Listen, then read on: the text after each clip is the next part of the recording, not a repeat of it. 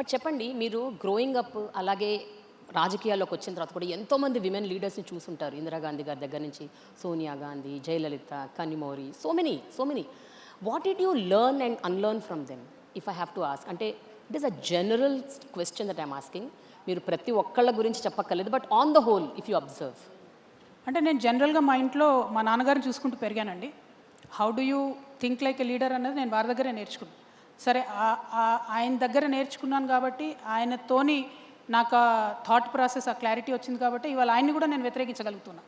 డెఫినెట్గా వ్యతిరేకిస్తాను, అనేక అంశాల్లో ఐడియాలజికల్ ఇష్యూస్లో వ్యతిరేకిస్తాను. Father is different, leader is different, but he definitely is a person whom I learnt a lot from.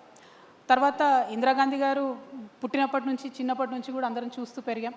Sushma Swaraj is another very very very fine lady. నాకు చాలా ఇష్టం మేడం అంటే.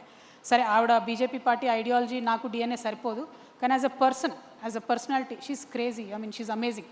ఆమె చాలా ఇష్టం నాకు. మార్గరెట్ థాచర్ గారు కూడా చాలా ఇష్టం. సో అట్లా చూసుకుంటూ పోతే అందరికన్నా బిగ్గెస్ట్ లీడర్ జ్యోతిబా పూలే అనుకుంటా నేను.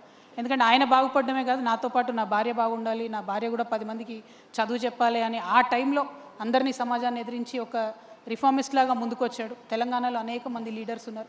సో ఒక్కరిద్దరు కాదండి, ఇన్స్పిరేషన్ చాలా ఏరియాస్ నుండి వచ్చింది.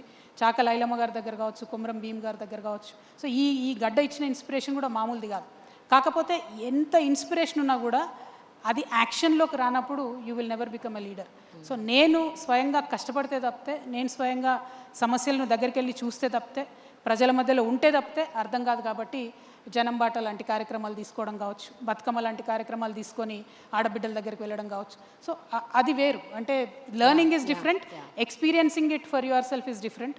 సో అది చేస్తూ ఉన్నాము, ప్రజల మధ్యలోనే గత 20 సంవత్సరాలుగా ఉన్నాం కాబట్టి అంతమంది ఇన్స్పిరేషనల్ లీడర్స్ దగ్గర నుంచి వచ్చినటువంటి సారాంశాన్ని రేపొద్దున ప్రజల కోసం ఉపయోగపెట్టగలుగుతానని నేను అనుకుంటున్నాను.